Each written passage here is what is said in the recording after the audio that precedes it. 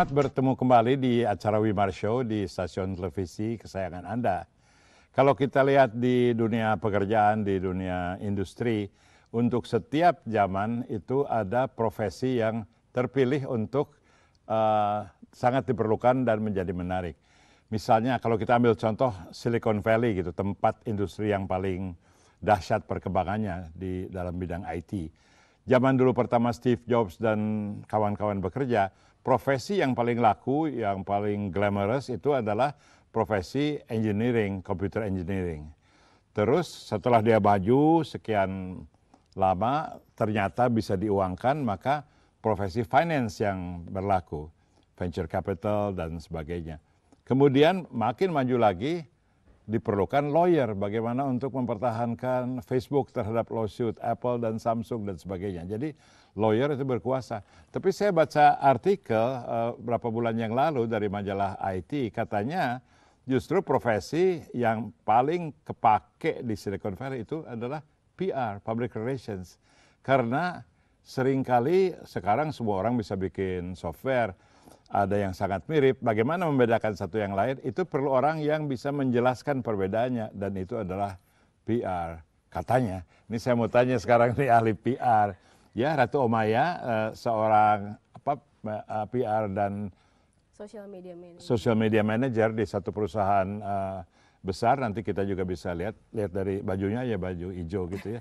Nah, jadi apa PR sekarang dalam pekerjaan Anda mencakup apa aja, Maya? Iya, jadi saat ini tadi benar yang Pak Wimar bilang bahwa dunia komunikasi terutama itu berkembang pesat, dan memang PR saat ini sudah menjadi satu bagian penting dari sebuah perusahaan untuk bisa sharing informasi tentang brandnya atau produknya. Karena saya bekerja juga di brand, jadi banyak hal yang terkait, paling besar adalah media relations. Di samping itu ada beberapa hal, karena saat ini brand juga sudah banyak melakukan program-program seperti CSR, jadi diperlukan juga adanya inisiatif-inisiatif yang terkait dengan government. Di situ juga mencakup hal itu, dan mungkin yang paling banyak harus dipikirkan lagi adalah mengenai crisis management. Ya, saya juga kan orang yang bekerja di bidang PR, malah kita bertemu di situ. Cuman bedanya saya masuk situ kebetulan karena sebagai profesi lain kayaknya kurang bunyi. Jadi saya sangat suka. Tapi Maya memang dari sejak awal sekolah sudah memilih ini PR sebagai disiplinnya. Betul. Bisa nggak di-share sama kawan-kawan mengapa dipilih PR dan apa sekarang nggak nyesel gitu? Iya, jadi dulu waktu SMA mau mutusin kuliah itu butuh waktu yang lumayan lama, karena sebenarnya jujurnya Pak, aku tuh mau masuk hubungan internasional. Karena tertarik dengan isu-isu mengenai Indonesia di mata negara-negara yang ada di luar. Tapi waktu itu mungkin internet baru-baru muncul, sehingga itu jadi excitement tersendiri. Jadi saya banyak cari apa ya kira-kira profesi yang nantinya akan menjadi menarik ke depannya. Dan ternyata di situ ada mengenai public relations. That's why I choose PR, karena saya ngeliat benar, berarti kedepannya nih bidang komunikasi itu akan semakin tinggi. Dilihat juga sekarang PR menyangkut juga ke sosial media. That's why aku ngerasa udah memilih jurusan yang tepat saat itu. Apa PR ini akan bisa menyertai Omaya untuk waktu yang panjang, atau ini hanya satu tahap antara sebelum masuk bidang lain begitu?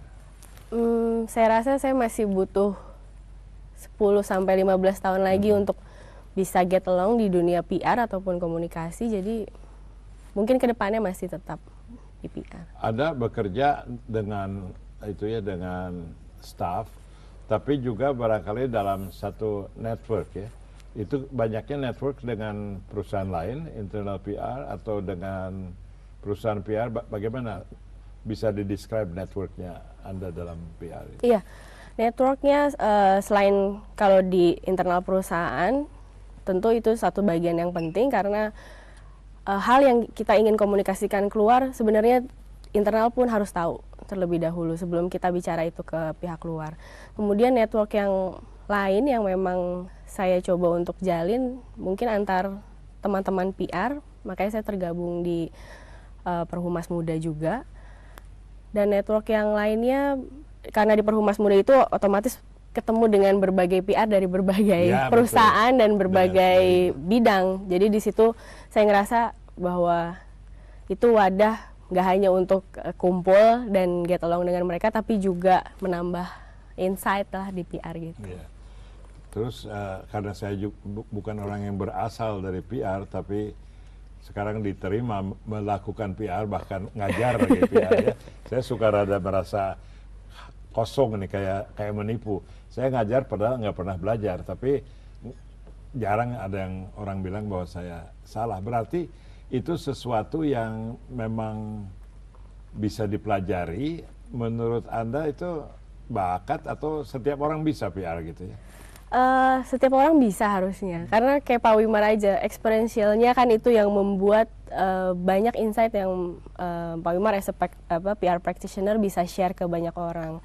Jadi ilmu itu tetap penting, apalagi untuk mungkin saya yang masih muda pingin tahu lebih banyak mengenai PR, ya memang jalurnya adalah sekolah, tetapi juga harus banyak membuka wawasan terhadap experiential person kayak Pak Wimar gini. Oke, sebelum dibilang tua dan experience, kita break dulu sebentar ya untuk melanjutkan dengan Ratu Omaya.